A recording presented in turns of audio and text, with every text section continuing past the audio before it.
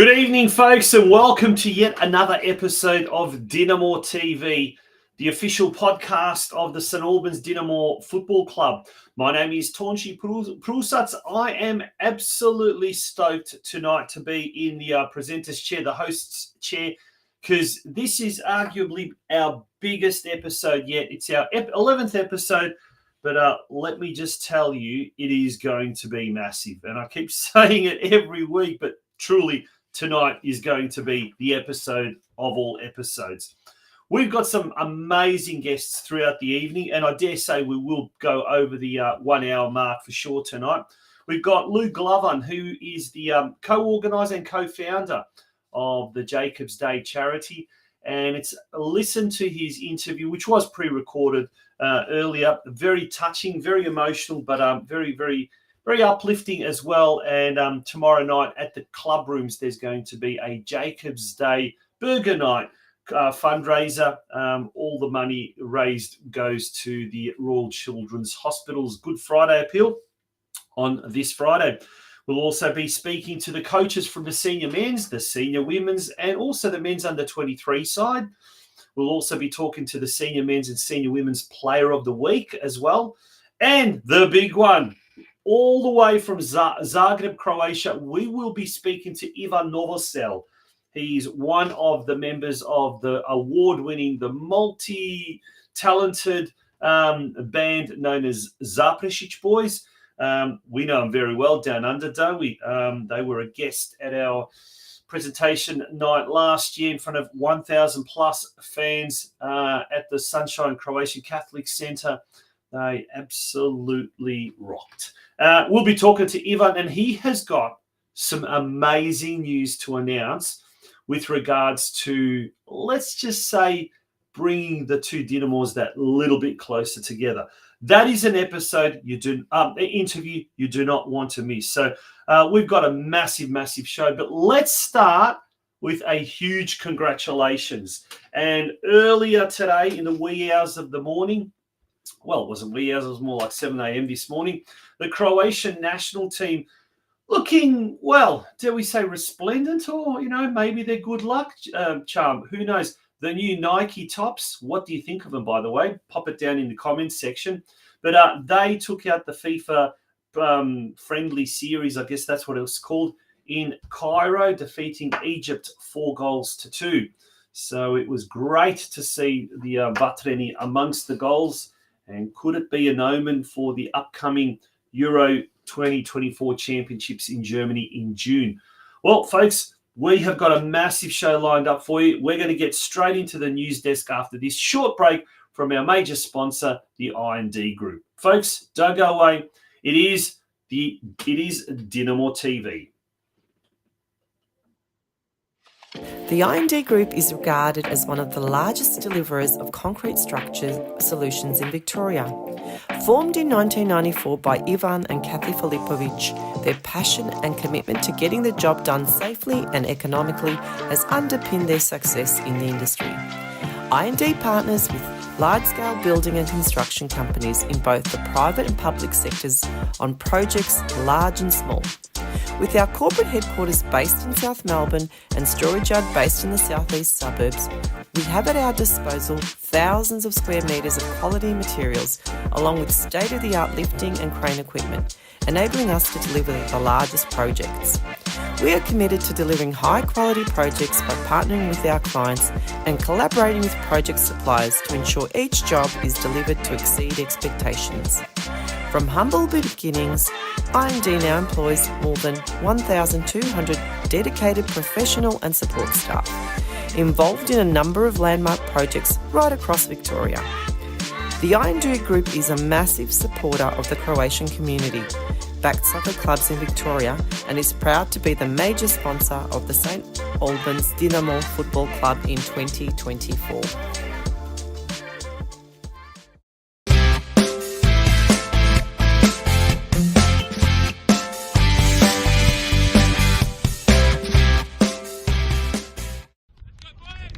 Here as well, the Churchill Reserve. It's Puya Gardarian that's in charge of proceedings this evening. As the huddle breaks up, the Dinamo We are just about set to get underway.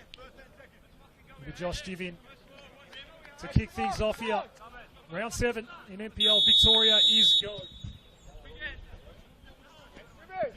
St Albans.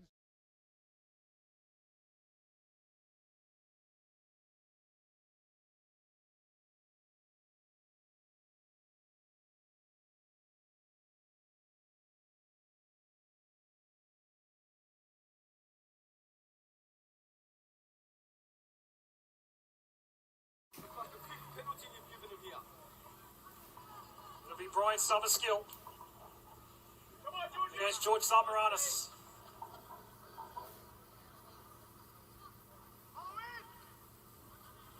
Georgie, go left! Georgie, go left!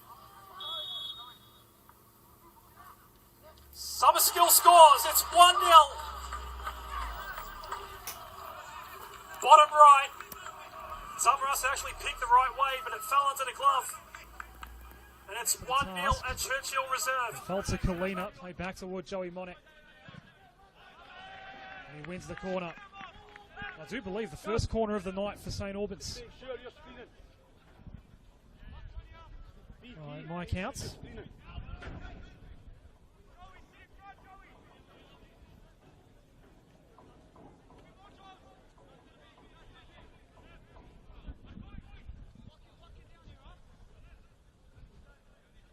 Marco, drop in! Marco, drop in!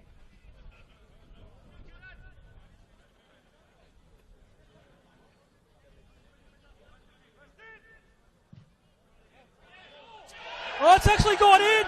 It's been tipped in by George Zamaranis. We have a second goal for St Albans. It was a very, very direct ball in. Zamaranis trying to tip it over the crossbar. Tipped it under.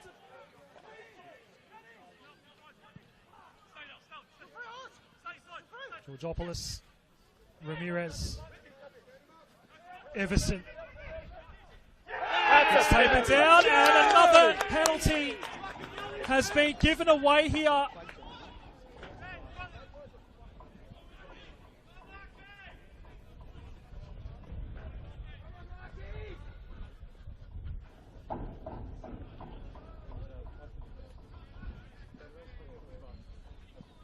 There's 2 goals to his name so far this year. Ben Everson. Bulich has had a good night so far. And that continues. He saves the penalty. Carter had emerged with possession. Manningham ball anyway. Harding as they look to press. Hart's a good first touch. Oh, it's a beautiful finish.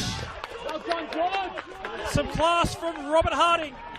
And it's 2-1 at Churchill Reserve. Come on! Come on! Oh, how direction of Harding. It's quite the goal that he did score to keep Manningham in it. Junior Carter. Golding.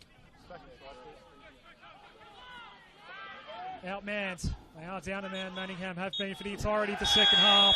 And that is it. St Albans have gotten the job done here. Here with senior coach Ryan McGuffey. Ryan, another 3 points at home. Yes, very pleasing. I said to the boys, it doesn't matter how we win today, I just wanted them to win. And if we win ugly, then I'm happy with that.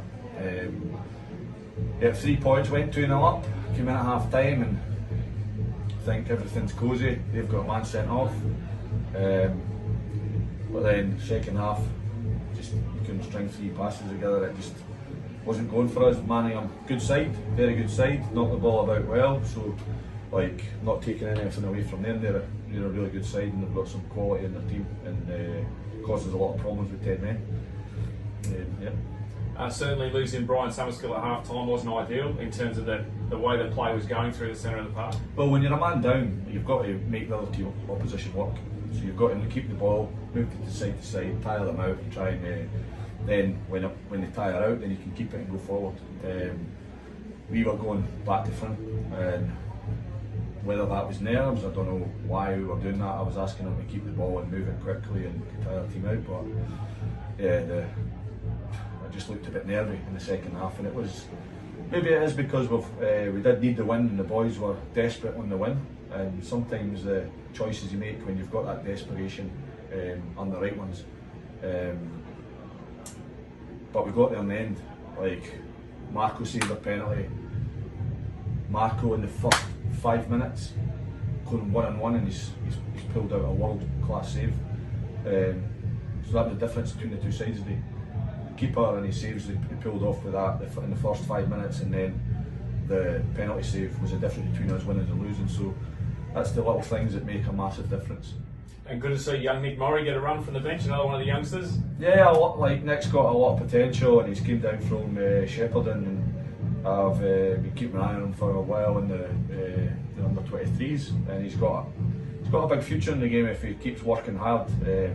It's just hard to bleed these young boys in. So yeah, hopefully he'll get a sniff, and we're playing in the cup next week, so we'll maybe get some minutes there. So yeah, we'll maybe the fans and the crowd will maybe get a look at the young players.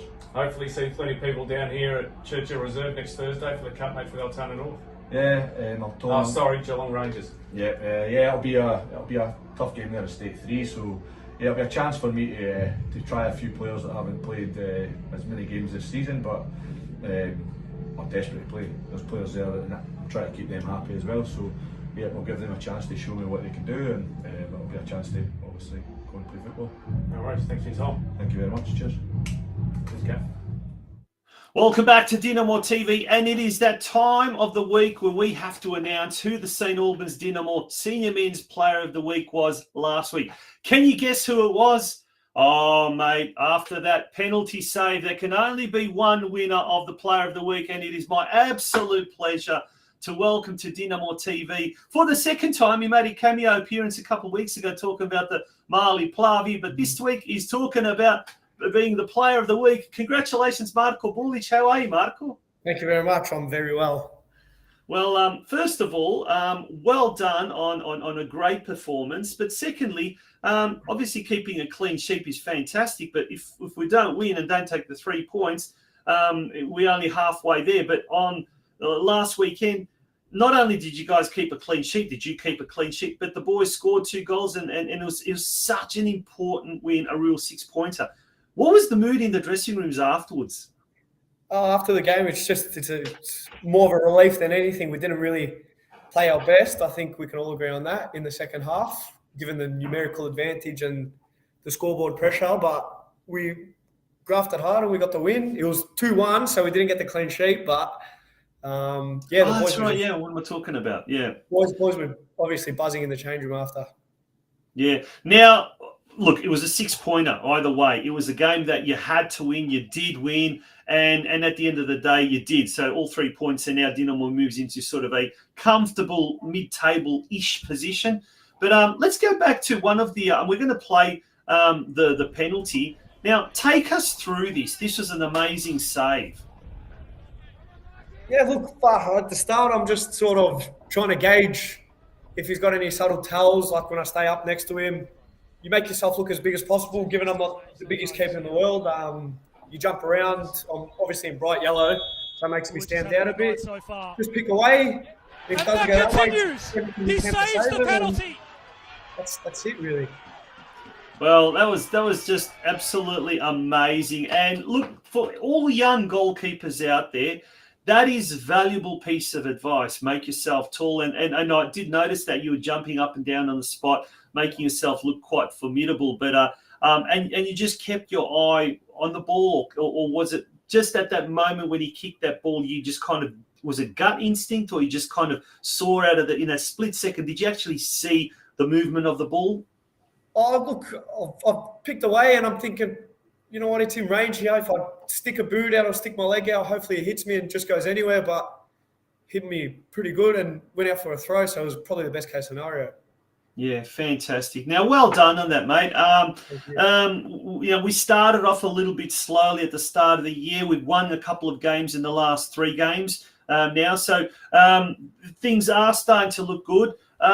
Tomorrow, a break from the league action, but nonetheless, it's the Australia Cup up against Geelong Rangers. All right, they're State League 2. what do you do to kind of avoid complacency against a team that on paper we should win? But, having said that, it's not always going to be that easy, is it? Yeah, no, of course not. I think we just take every game as it comes. We obviously prepare for different teams in different ways. We know if we're versing a strong team, we sort of set up in a way that will counter their formation and things. We work on areas that we can sort of attack teams at their weaknesses. Like with Geelong, we don't really know much about them. They're not really on TV. We sort of go off word of mouth.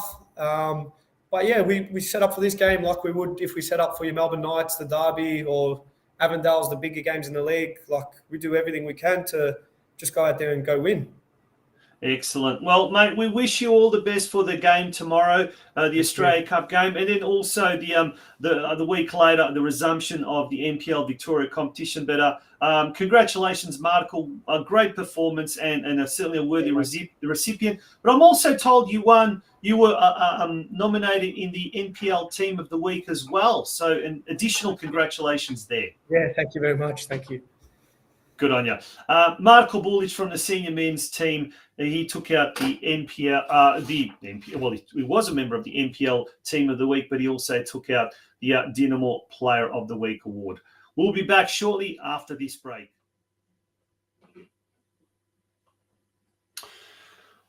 Well, that was a quick break, and there is the ladder standings, round 7. After round 7, it paints a little bit of a better picture for Dinamo fans.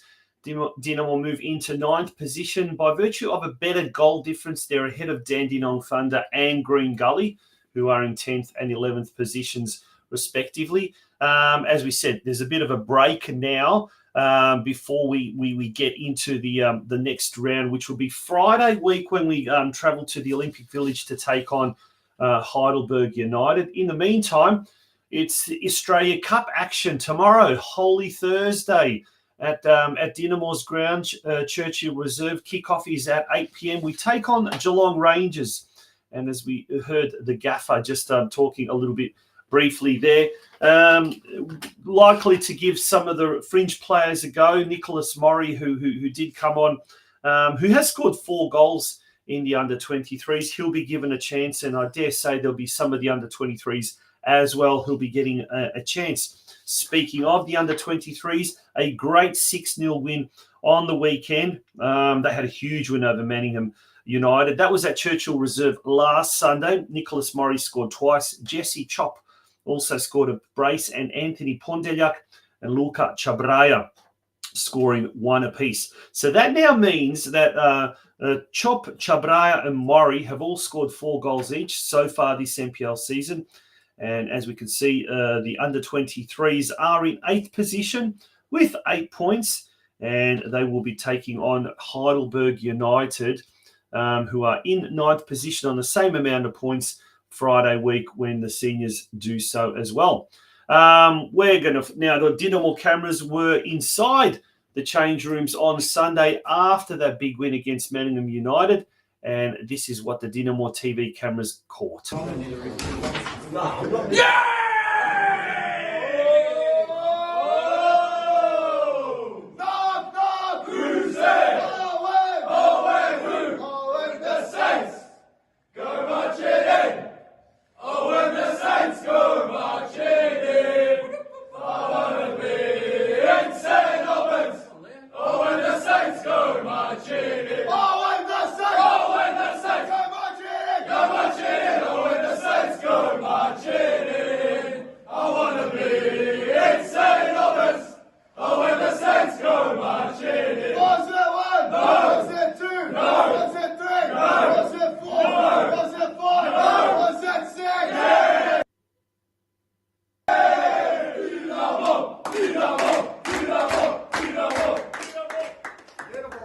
Here with 23's coach Adam Tenanini. Tono, great win today. Yeah, it was a great win, Berkey. After a lot of hard work to get to this point. But the boys were just unbelievable today, and a testament to what they can do when they put their minds to it. I think that was the message post game, was that we're inferior to no one. We both believe their technical ability. It's just about them bringing the right attitude to game day, and they showed that in spades today. So the highlight, the clean sheet, or the 6 goals? Probably the 6 goals. I wouldn't have been disappointed if we conceded one in the end or whatever it was. All the goals were quality. One was from the penalty spot, but the lead up into winning that penalty was great. Just everyone played their part today. They won their individual one-on-ones. Everyone played to their ability, and that's why we came away with a 6-0 win against a team that had beaten Avondale 3-1 the week before. And so where do we go from here? Because obviously there's a big break now between this week and the next game, I think a week on Monday. Yeah, it's nice getting this win just before Easter and that 2-week break, because you don't want to go into that break with a loss and having to mull over that for 2 weeks. We'll go through a normal process over the next 2 weeks as we build to Heidelberg, which is on a Monday night, strangely, but it's just nice to be able to come to training and more smiles on everyone's faces after a big win like that. It makes things a lot easier on the track as well. So we look forward to training this next week, and I'm sure that we'll get a lot out of the boys as well. No worries. Congratulations, mate. Great effort. Thanks to you too, Berkey. Congratulations to you too, mate. It's 50% here, so yeah, thanks, mate. Good win. So onwards and upwards from here.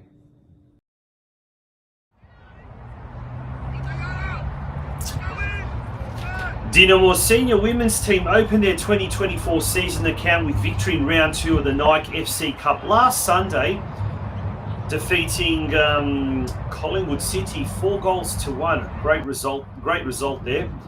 The goal scorers for Dinamo included Sienna Delia with a double, Jana Cholina and Abby Pavlinušić, who both scored 1 apiece. This is footage taken from the camera of Nick Delia, who is our new DinamoTV reporter covering the senior women's team. And after the game, he caught up with the coach, the winning coach of the Dinamo senior women's team, Tommy Pondeljak.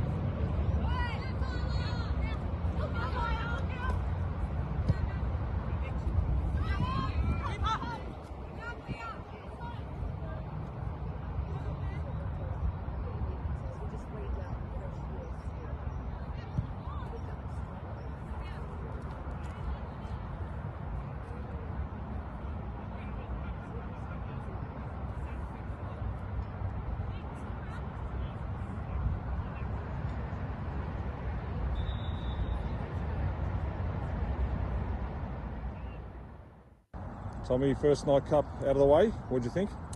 Look, it was it's good hit out for the girls. Obviously, it was our first game for the pre-season, so just important to just to get a bit of minutes in some of the girls. I wasn't sure how they were going to go today, but they were actually awesome today. They done really, really well. Probably helped we were playing on a bit of a smaller pitch, which sort of helped us a little bit in a sense. But no, the girls are awesome. Back line was really solid. Through the middle and up front, all the girls done awesome job today. They were really good. What was the thing that most impressed you today? Look, probably in general terms, probably our shape. We kept our shape, I think, really well, especially the girls through the midfield.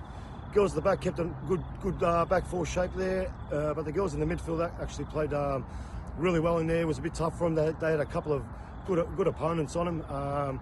But yeah, look, the girls stood tall, done really well, and even the girls up front, Abby and obviously Sienna, worked really hard. Sienna got rewarded with 2 great goals. Abby the same, and obviously Jana got on the score sheet with a nice strike from outside the box. So all in all, yeah, the performance and overall result was really pleasing. Just hopefully we can shoot on from here and get better as the pre-season goes along. Terrific, mate. Well done. On to the next round. Awesome. Okay, and now on DinamoTV, it's time now to to welcome and to reveal and to introduce who the inaugural winner of the Dinamo Senior Women's Team Player of the Week award winner is. And it brings me great pleasure to welcome to DinamoTV this week's winner, or should I say last week's winner, Taylor Pavlinušić. Taylor, welcome to DinamoTV and congratulations on your win as Player of the Week. Thank you. Now, it's the first time we're having something like this, so we're matching the men. So exactly what's happening with the men is happening with the senior women's. How does it feel to take out the first award of the Player of the Week award? It feels good. I think all the girls sort of deserve this award as well. We played really well on Sunday and we all worked really hard, and I think it gives us a good indication that we're going in a good place for the pre-season. Yeah, and look, it was a great win over Collingwood City in the Nike FC Cup. How did you see the game, first of all? I think we're all very nervous going into it as well, because it was our sort of first game as a new team as well. We have a few new faces this year. And yeah, I think we all played as we do. We all switched on straight away and dominated for most of the game, yeah. Excellent. Well, 4-1 is an absolute domination, that's for sure. Yeah. Hopefully we can take that into the next round. And today, Football Victoria drew out the pairings for round 3. And in round 3, we've got a tough assignment. State League 1 Southeast side, Croydon City. Do we know much about Croydon City, and are you looking forward to this game, or are you kind of a bit worried about this game? Honestly, I haven't heard much about them. I was speaking to Tommy before, and I think they're State 1 from the southeast side, and they versed Ballarat and won 3-0. So we've actually played Ballarat in the past, and they're a harder side, but I have faith in the girls, and I think we'll do well. Excellent, fantastic. Well, where to now for the team? I mean, obviously a bit of a break over Easter, but have you got any practice games or anything like that lined up after Easter? Not that I know of. I know we've got obviously our next night cup game, but hopefully some challenging practice games to get us ready for more cup games. Yeah, and the season itself, when does the season itself actually start? The season starts on the 21st of April, I think, or was it the 6th? Yep. So late April, thereabouts, yeah. Okay, well, fantastic, Taylor. Once again, congratulations on your win this week, and we wish you and the girls all the very best for season 2024. Thank you. Thanks for having me. And we move now on to the Junior Boys NPL. They're the results from last weekend's games. Round 8 of the pre-qualification phase. So there's only 3 more games to go. Not much longer to go, that's for sure. We've got, let's go through the results, starting with the under-14s. A good win there. I think that's 2 wins now on the trot for the under-14s. A 3-1 win over Geelong. Xavier Boulos, Sebastian Blachek, and Marko Smolic amongst the goals. The 15s had a big win. Kruzborg, Thomas Peric, Maxim Mikulic scored 1 apiece. Dylan Bosanko scored 2. That means it was a 5-0 win. Great result for the 15s. The 16s drew 0-0, and the 18s, unfortunately, they lost 1-2. Joshua Angelis scoring the lone goal for the 18s. The 14s, if we look at this week's games, in fact, all those games are going to be played tomorrow night against Avondale. So this is round 9, Holy Thursday round. Some matches on pitch 2. The under-14s kick off at 6:30, followed by the under-15s at 8:15. And then on pitch 3, we've got the under-16s at 6:30 and the under-18s at 8:30. So apart from the Doherty Cup, Australia Cup clash against Geelong Rangers on the main pitch, as well as the Jacobs Day Burger Night happening inside the club rooms, Churchill Reserve tomorrow night is going to be a hive of activity. If we look at the ladder positions for the 14s, they're currently 8th position with 9 points. They take on 3rd place Avondale. In the 15s, they're in 7th position with 11 points, and they take on Avondale, who are in 5th. In the under-16s, we've got Dinamo is in 9th position with 9 points, and they take on Avondale, who are in 6th position. And then finally, the under-18s, they're at the moment in 6th position with 10 points, and they take on Avondale, who are 3rd. Okay, let's move along now to the on last weekend in the Maccas Cup, the tournament that is very, very popular. I think over 300 junior teams took part in that down in the southeastern suburbs in Cranbourne. The Dinamo under-13 girls walked away with first place in the Plate Championship. It was a very high-level, stressful game. It came down to a penalty shootout and was one for the ages against our friends and rivals, George Cross. This is a great achievement by the team, by the coaching staff, and the parents. Well done to all of those girls. And also our under-9s. They took part in the tournament at Melton Phoenix. And well done to the girls. In their first ever tournament, they took out first place. So we certainly have got some amazing talent coming up. We've got some video footage of the under-12 girls, the under-13 girls rather, at the Macca's Cup receiving their awards. Charlie. Billy. Mimi. Mia. Valentina. Eva. Nicolina. Christina. Georgia. Mia. And Mia again. And last but not finally, Ivan. Well done, super effort, girls.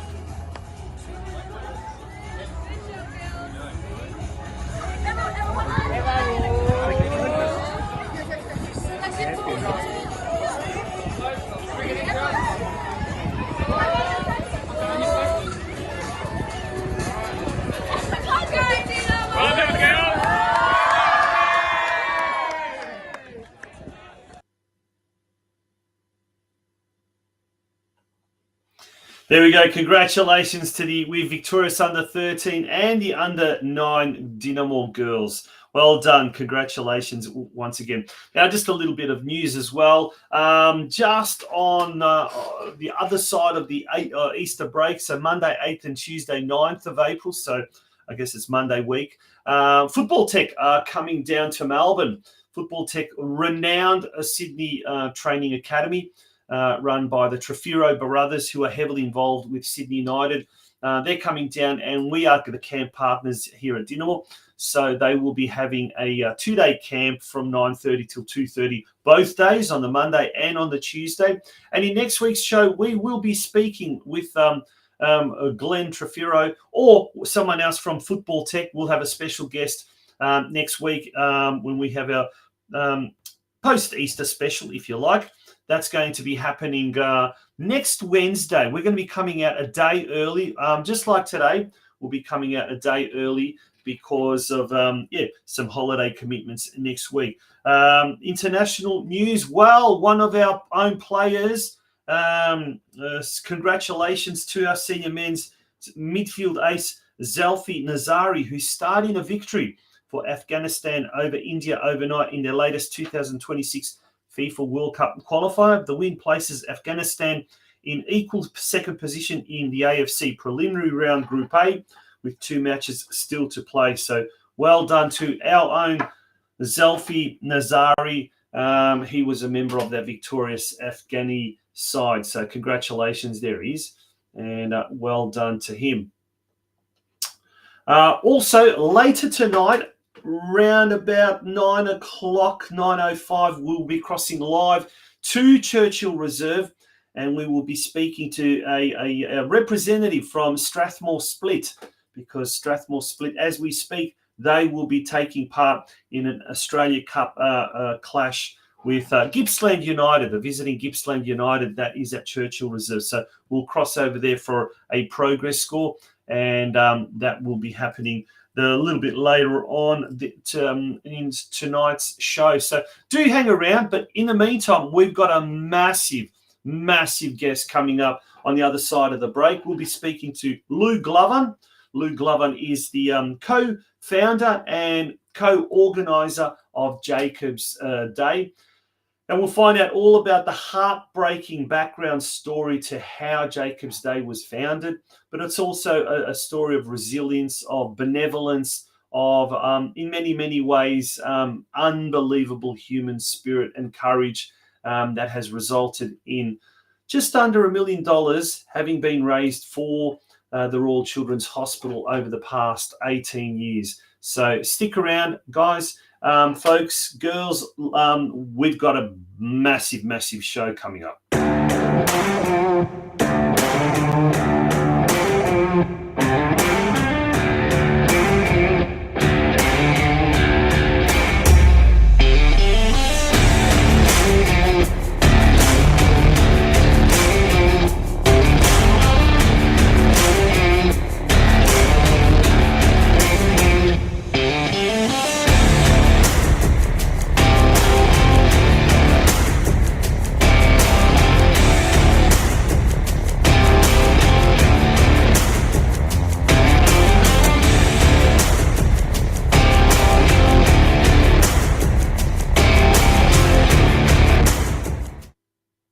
Welcome back to DinamoTV, and it's time now for our very, very first guest of tonight's very special Holy Week edition of DinamoTV.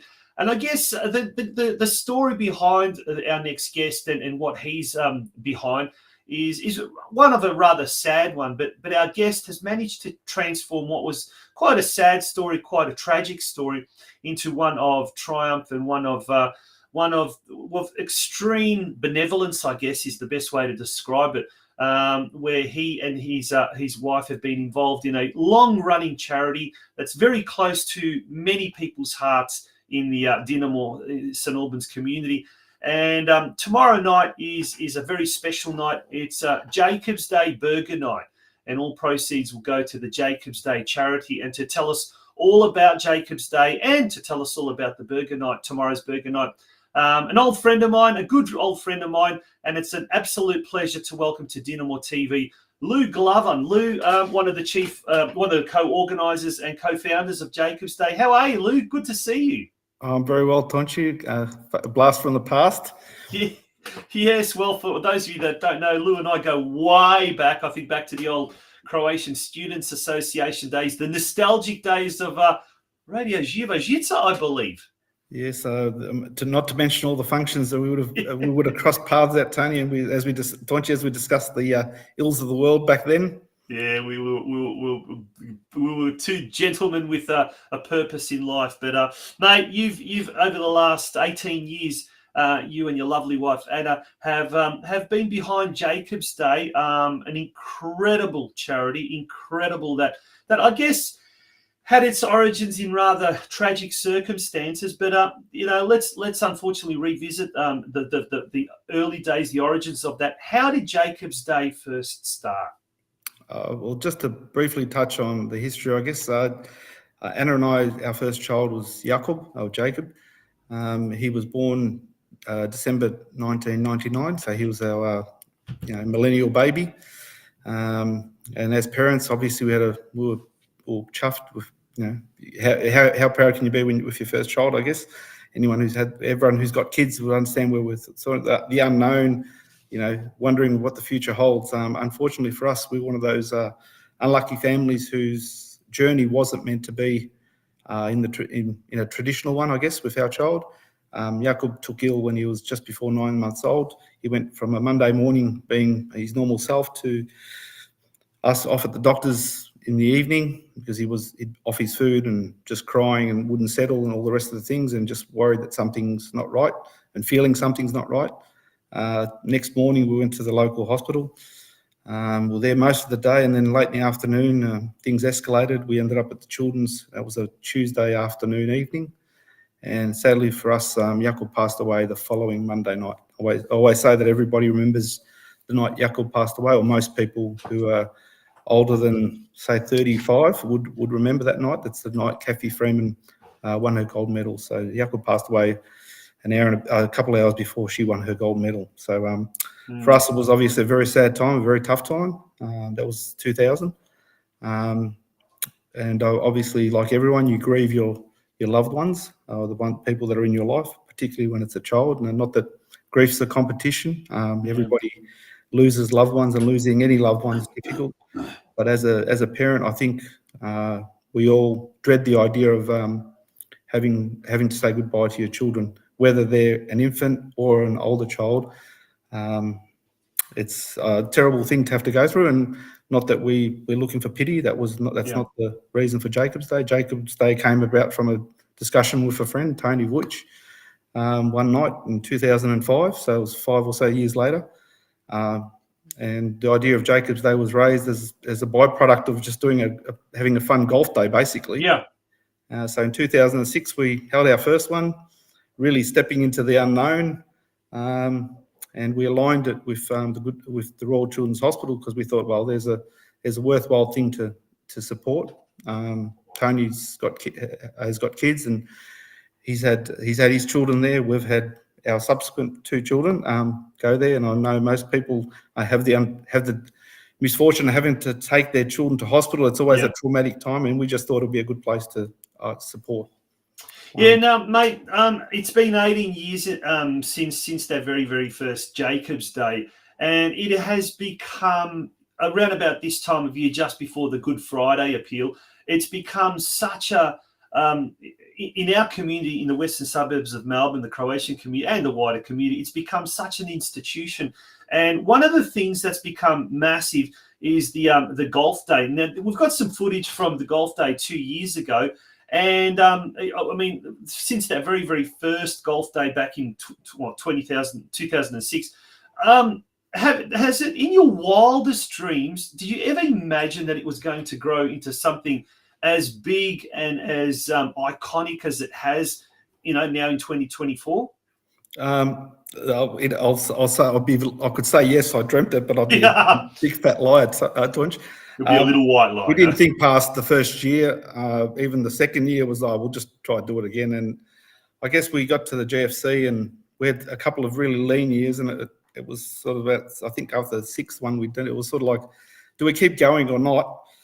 And it was a case of, we'll give it one push, and that push has sort of just kept going. And apart from interruption during COVID, where we cancelled some events in 2000, we cancelled our events in 2000, but still ended up with $50,000 in donations that year. We didn't hold anything in 2021 because there was uncertainty around COVID. Trying to confirm dates was fraught with danger. We relied on, we're very fortunate to have a lot of very generous people behind us, family, friends, and people from our community, as in the Croatian community and the broader community as well. It was never started as a Croatian community event. We do have a lot of Croatian community participants. The genesis was out of the golf day, but we've equally done a social night every year back at the St Andrews Hotel, the old pump house, which is now rebranded as St Andrews Hotel. And the 2 events sort of really are one. We used to do them on the same day. I don't know however we got through doing 2 events in one day, because I'm pretty knackered after one these days, let alone if I had to front up in the evening to do a second one. So, but it's not me. It's not myself. It is a team of people. It's a lot of our family and friends. Kumovi people get involved, and we've got a lot of people that have been with us for 18 years. We've met lots of fantastic people. Our Croatian clubs have been involved. The St Albans, the Knights, Strathmore, Zora. It's the Dom. We've all those people that you and I grew up with. Yeah. All of our people have helped along the way. I mean, it'd be very disingenuous of us to sort of say it's us. It is really the community, as in the community that has become our Jacob's Day family, which we often refer to. And just looking at Dinamo, for example, my Dinamo came on board purely because my son decided he wanted to play soccer when he was 7. And we gave him an option. I said, you can pick any club you want to play with, as long as it's got a red and white checks on the chest. You can play for any club you want. So he picked Dinamo because his cousin was playing there. So that's how we've ended up at Dinamo. And this is the 10th year that Dinamo has been involved. So to the current committee, thank you very much for supporting us, for supporting it again. It's not us. It's ultimately the hospital we all support. Yeah. We say every dollar we raise goes to the hospital. We've never gone down the road of making this into a foundation. We've always done as a pass through to the hospital, because we haven't wanted to be in a situation where we feel at all compromised in terms of what happens with the money. We extract the costs that we need to extract, because unfortunately we don't have a fairy godfather who can cover all of our costs. But we do try to control those to make sure they're a minimum, and that as much money as possible goes to the hospital. And to that end, we've been fortunate. We won't quite get to $1 million this year, but we'll be very, very close. Wow. That's not me. When I say we, Yeah. Everybody who's put in. There's plenty of people that have put in a lot of money. So to all of those people. Yeah, folks, anyone who's ever been involved in any one of the 18 Jacob days up until now have helped the Glovans in any particular way. Bought a raffle ticket, sponsored, gone to the events, always going to the Jacob's Day Burger Night tomorrow night. We'll talk about that in a sec. Absolute kudos to you all and congratulations. That is an incredible amount, almost $1 million being raised over the last 18 years. No mean feat. Lou, that's to you and to Anna and to everyone in your team. That is just amazing. Absolutely amazing.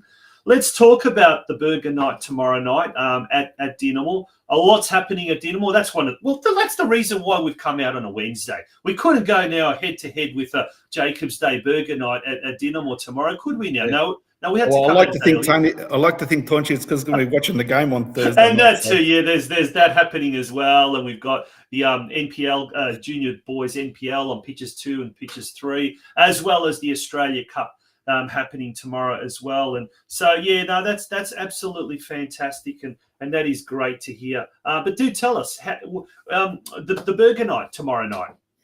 Well, I wish I could say this is purely an initiative by the club. I've been a long time supporter of all of our clubs. Grown up going to the nights, going to watch Dinamo, going to watch even Dandy and Geelong occasionally. Obviously not as much as the local clubs because, when you're younger, you don't get to travel as far. But it was really, I think it was Ilya a few years back decided, look, rather than just making it as a donation, that would make a bit of an event out of it. And I've sort of said to the clubs, because I understand how hard it is running all the clubs, to all of our communities, anyone who's been involved in clubs like we have, Tonchi over there, how hard it is to raise money. Yeah. And for soccer clubs these days, they work hard to put teams out on the field and to raise money to run the club, let alone then to be donating. But I do understand the synergies between supporting Jacob's Day. Ultimately, if any of the kids at the club are sick, the place they're going to end up, if they need, acute care, is at the hospital. And as we say to everyone, that's what Jacob's Day ultimately is about. Is for the people that support it, is to make sure that the hospital stays well funded. And mind you, that's probably one of the best funded hospitals in the state. Yeah. So, but we in an ironic way, we say our family did benefit from the funding of the hospital.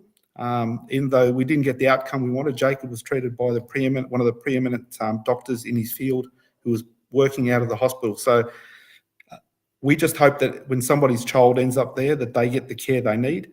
And to everyone who supports the Burger Night and to Dinamo for putting it on, the difference that makes is no one can ever put a price on it because no one ever knows which dollar makes a difference. It might be $10 donated or it might be $1,000 donated, but ultimately which dollar makes a difference to someone's outcome is no one ever knows. And I think if everyone supports their little bit, hopefully it's something they know. It's like that insurance policy that you hope you never have to call. Yeah. A good way to use it, analogy to use it, there you go, Burger Night for Jacob's Day. That's tomorrow night, Holy Thursday, 28th of March, from 6 p.m. in the Dinamo Club Rooms, burger and chips, only $20. No excuses, do go along, help out the cause. It is a wonderful cause. And Lou, once again, just I'm gobsmacked. I'm never speechless, mate, you know me, I'm never speechless. But when I hear you've almost raised $1 million, you as in collectively, over the course of 18 years, that's insanely amazing. Well done. Well, like I said, thank you again to everyone who's been involved, and thank you very much to Ilya and all the guys who work so hard. And then I get there when we get there tomorrow night, Tonchu, if you're there, you'll see them slaving over a hot grill again. Yeah.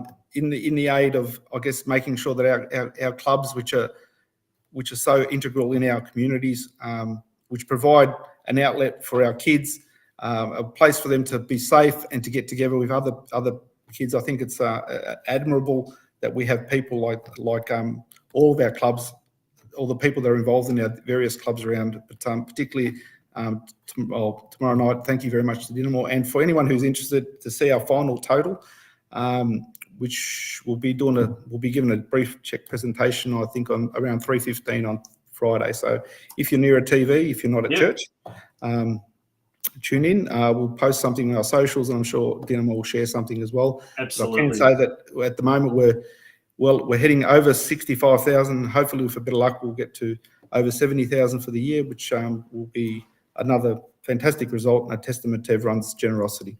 Fantastic. Lou, thank you once again, and all the very, very best for Jacob's Day Burger Night tomorrow night.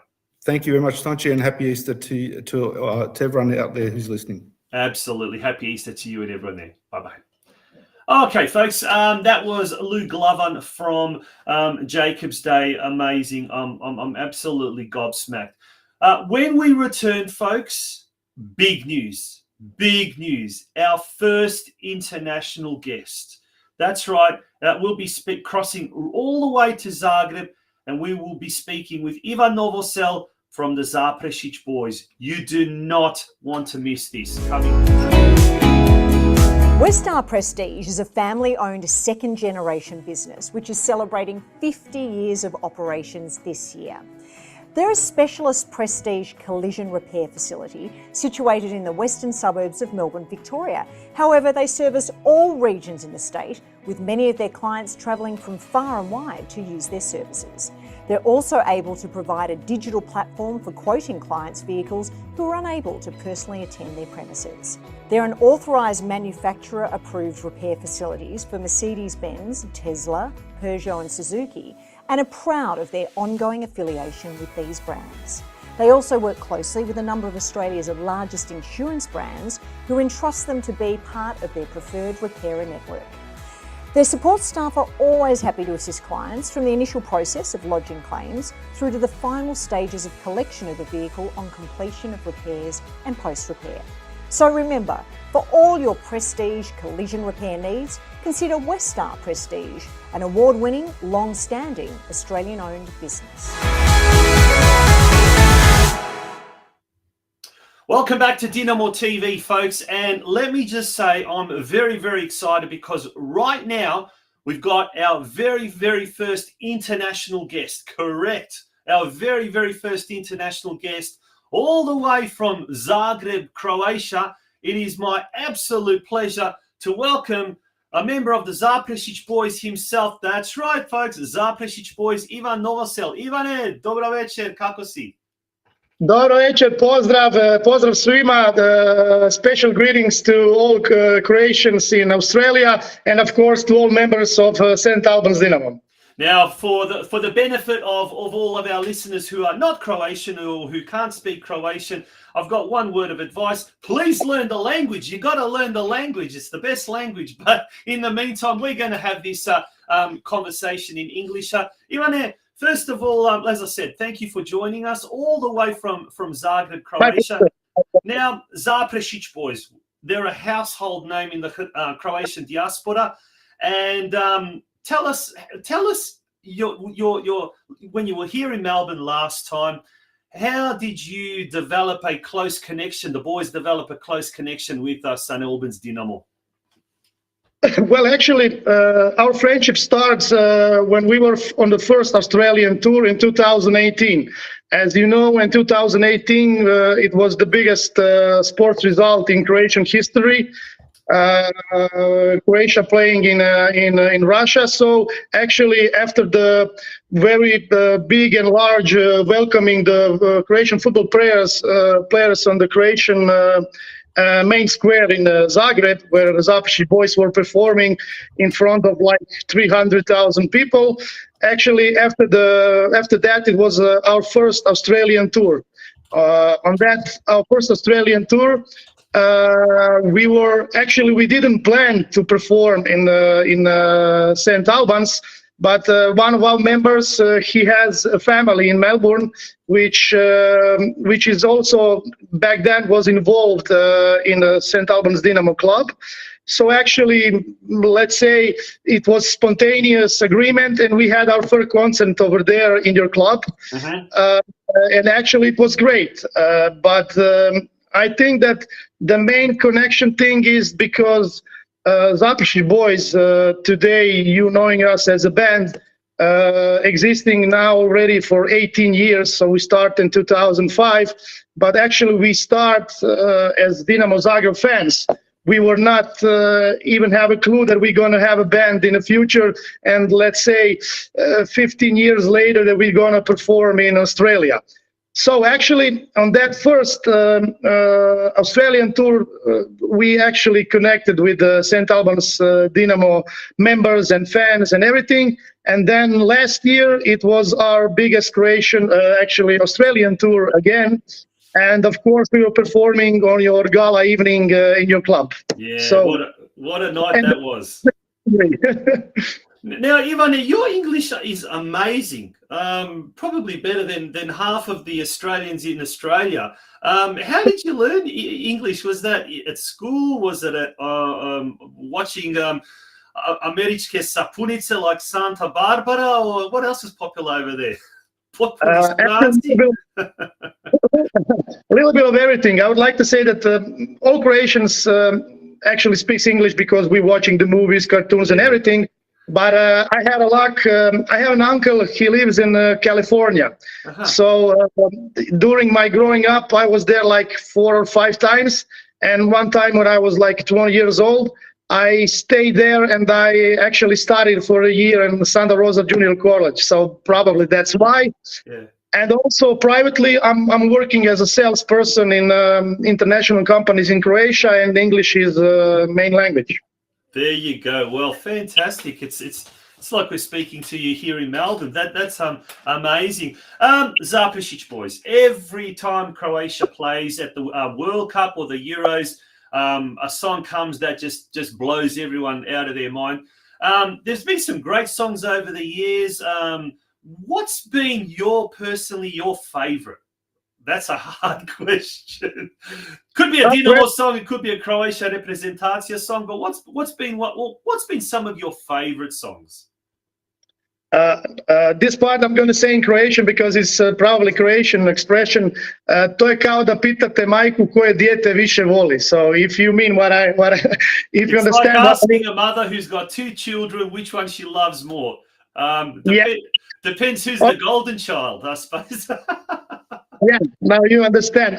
Actually, we like to say it's like 4 aces. You know, when you play cards, you have 4 aces. So, srce vatreno, samo je jedno, neopisivo, igraj moja Hrvatska. There you go.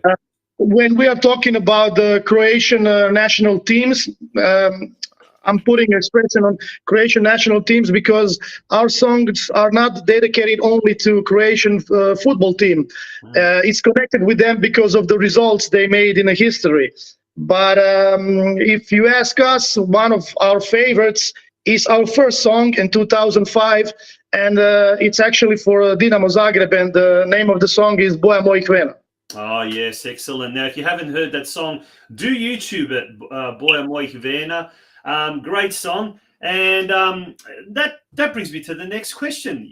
Euro 2024, there's already a big number of Australian Croatians planning a big exodus outside of Melbourne, outside of Australia, and I'm sure they're all looking forward to. Will there be a song this year by Zaprešić Boys ahead of Euro 2024? But of course it's going to be. That's something like it's actually expected from us, you know. Yeah. That's like the main events for the Zaprešić Boys. But it can be better than make the song before some kind of, let's say, championships like this. And actually, we are these days in the studio. We are finishing our new songs, and actually, it's 2 of them. So we're gonna choose one of them, and we're gonna let it out before the Euro starts. Oh, can't wait! That's going to be fantastic. What's your role in the band? Do you do any of the behind the scenes? Do you do any of the production? Do you do any of the composing? Any of the text or pieces? You know, the text writing? Any of that sort of stuff? Well, I'm going to use the opportunity. I always said it on our concert, but it's a great opportunity now in this podcast. we each Zaprešić Boys member has his own role in a band. And the most important thing is that we say from our garage, everything's from our house. So my brother Marko, he's a songwriter. He writes all the lyrics for the Zaprešić Boys. So all the songs, it's like maybe 20 of them, maybe even more during the years. Shala, he's our producer, making the production. Zdeslav's making the music. Sasha, he's actually in private also working in Croatian Army as a IT manager. So actually his job is our web pages and everything connected with Zaprešić Boys on this part. Media and that kind of stuff, yeah. Yeah, my role, because of the... You get the coffee? I'm actually also the singing, and I'm leading the concerts. I'm leading the concerts, interactions with the public, with the fans, and leading the concerts, the songs, and everything. So that's my role in Zaprešić Boys. So you're like the master of ceremonies on stage, but off the stage you're like the promoter. Yeah, actually, during the growing up, I was the tourist animator, so that helped me to be relaxed more than the rest of the guys with a microphone. There you go. Isn't that great? Now, we are speaking with Ivan Novosel, the promoter and the MC, and he also gets the coffee for the Zaprešić Boys as well. But Ivan, thank you for your time. Let's talk about your connection with Dinamo Zagreb. Just recently, big changes at Dinamo. Velimir Zajac now is the new president. For those of you that don't follow Croatian football, he's like the legend. Zeko is his nickname.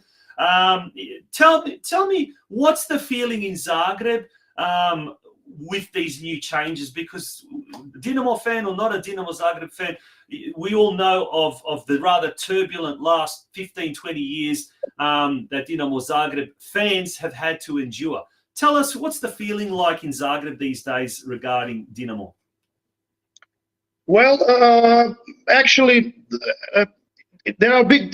These changes are big. Not only the Velimir Zajac became the president, but the structure and the leading of the club is changing, because actually now the supporters have right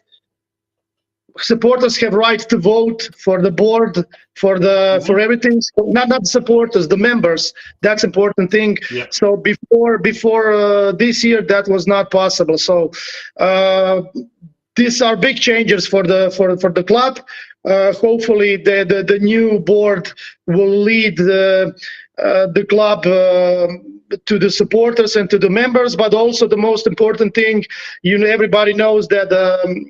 Football today is actually like Dinamo is like the biggest company in Croatia. So heart is one thing and leading the company is another. So hopefully they're going to do the job great again. But my connection is that with the current board, actually I work, as I said, I'm a salesperson. And one of the sponsors of Dinamo Zagreb is the company that I work in. So not only because I was like 20 years starting as a battle boys, and then when you grow up, you became a fan. You switch the like you say the tribune. The grandstands. Yeah, stand. Now I'm like 45, going with my son on the games. So actually, the whole my life, not only me and the Zaprešić Boys group are connected with Dinamo in that kind of way. But actually, as I was already 2 times in Australia with Zaprešić Boys on a tour, as I meet some great guys in the Dinamo St. Albans. So actually, they gave me an opportunity to be a Dinamo Zagreb promoter for the whole Australia. Mm-hmm. And so actually what's my job is to promote Dinamo in Australia, to get closer your guys from Australia supporting Dinamo St. Albans or Dinamo Zagreb, wherever you are, and to work on the membership. Let's talk about that, because that's something that is going to really, really get Dinamo Zagreb fans in Australia, in Melbourne, connected with St. Albans Dinamo. Very excited. There's a new initiative, as we say it in Croatian. How do we say it in English? Initiative, yeah? It's in Croatian, yeah. That's right, and that's being born. Tell us a little bit more about that. And we can't talk too much because it's still in its very embryonic stages. It's still in its early stages, but do tell us a little bit more about that. And then we've got a special guest to come on straight after that. Okay, so actually, it was my idea to connect two Dinamo clubs. I mean, if you ask me, the story is already here. We only need to connect to those clubs on the field, as I like to say, and in the future to make some kind of relationship with those two clubs. So for the beginning, we would like to start with membership of Dinamo Zagreb fans in your club, in the Dinamo St. Albans. So actually, I'm going to use the opportunity to invite all your members and the Dinamo Zagreb fans to join and to become a member of Dinamo Zagreb. So my friends from your club, the people that was hosting us there and became our friends for life, hopefully will explain in the club the way how to do it. There is some little catch because Dinamo Zagreb is like Udruga Građana. I don't know how to say that in English, but but to become a member, you have to open something like a personal identification number, Croatian personal identification number, and it's possible. You don't have to be a Croatian citizenship, or you don't have to have a Croatian citizenship to be to request for this personal identification number. So actually, that's the first step, and then when you receive that OIB number, you can pay your membership and become member of Dinamo Zagreb. Now, we're going to now bring our next guest, a special guest, someone we all know, someone who hasn't been on the show since episode 1. He's the vice president of St. Albans Dinamo and someone who's been heavily involved behind the scenes with this initiative. And he's also one of the first of the St. Albans Dinamo family to become an official member of Dinamo Zagreb. A very warm welcome to John Bilos. John, the vice president. How are you, John? I'm awesome. Thanks for having us, Tonchi. And Ivade, kako si? Dobro sam, John. Thank you for inviting me to the podcast. And before we continue, happy birthday, man. Sretan ti rođendan iz Zaprešića, od cijele grupe Zaprešić Boys i sve najbolje. Hvala, također, hvala. Happy birthday, John. I get Ivan to sing something to you, but we might have YouTube and Facebook copyright breathing down our necks. I don't know, but no. All jokes aside, John, you were one of the first members, along with Ante Rosandic, to become a member of Dinamo Zagreb. Tell us how you went about it, and tell us what it means for you to connect the two clubs closer. Oh, firstly, connecting the two clubs is going to be something that's going to be awesome for both clubs. Having connection with Dinamo Zagreb, one of the best clubs in the world, is going to be fantastic for our club and hopefully for Dinamo Zagreb. With myself and Ante and his little daughter Gabriela, she's only 3. So we're the first 3 Dinamo Zagreb members, which is pretty cool. We have to go through a little bit of a step with getting an OIB number, which is just one simple form. You fill in that form, you get your OIB number from the Croatian government. You fill in your one-page Dinamo Zagreb membership, and away you go. You pay your fee. The maximum fee is €40, which is about $70, $75, and you become a member. So we're reaching out to all our members and all the viewers to become Dinamo Zagreb members from Australia. And remember, you don't have to be from Melbourne. You don't have to be St. Albans Dinamo. We've got a lot of fans that are tuning in from all parts of Australia. So feel free to get in touch with John. Get in touch with the club. Is that the best way, John, to contact you, or to contact you via the club? Yeah, look, we'll put up a Facebook post, or the St. Albans Dinamo inbox email. Either. But we'll put up some communication up on Facebook on our socials, and then we'll go from there. But we'd love to get as many of our members, and like you said, Dinamo Zagreb fans across Australia are part of Dinamo Zagreb. Yeah. Now, the aim is to get 50. Ivan, we're hoping to get 50, but I'm sure there are more than 50 Dinamo Zagreb fans Australia-wide. Yeah, hopefully it's going to be much more, but you know why it's 50? No, so actually, there is a background because this year is a 50th tournament of Croatians in Australia, and you are the host, am I right? Absolutely. So our friend John, he's 50 from yesterday. For today, I'm not sure which day is in Australia. 21.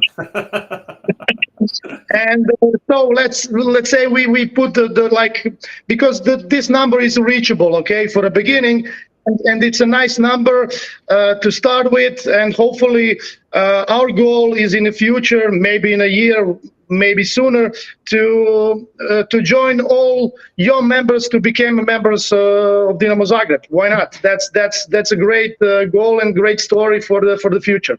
Yeah, absolutely, gentlemen. And just one thing with the 50, Dinamo is 50 next year, so that's our 50th anniversary as well. There you go. 50th tournament this year, 50th birthday for Dinamo next year. And John, you turned 50 the other day on Monday. Well, 51, but who's counting after 50? Yeah, so no one counts after 50. You don't From count. personal experience, no one counts after 21. What are you talking about? Gentlemen, thank you very much for joining us. Ivane, thank you so much for taking time out of your busy lifestyle, a busy life out in Zagreb to take some time and speak to us. We really appreciate it. We cannot wait for the Zapršić boys to come back down under, and we cannot wait to hear the new song. Thank you guys for inviting me. It was my pleasure. I jedan veliki pozdrav. So we're going to finish in Croatia, our mother language. Veliki pozdrav od cijele grupe Zapršić Boys i nadamo se da se uskoro vidimo ponovo kod vas na našem velikom koncertu. Thank you, Ivane. Thank you to everyone at the Zapršić boys for those lovely messages. Thank you, guys. Thanks, Ivane. Folks, that was John Biloš, our own Ivan from St. Albans, and we also had Ivan Novosel from Zagreb. We'll be back very, very shortly, straight after this break.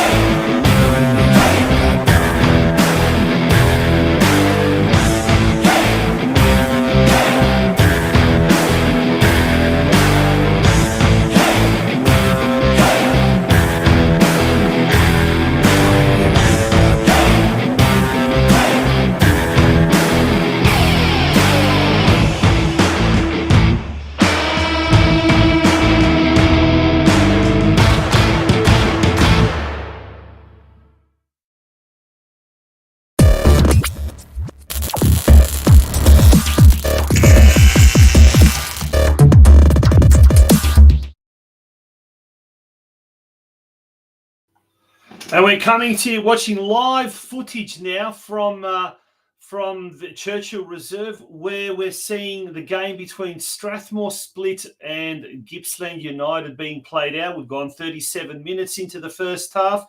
As we can see, unfortunately, Strathmore Split are down 1-0, and that's early in the well, that's it. Still, the game's early. There's still 55 odd minutes to play.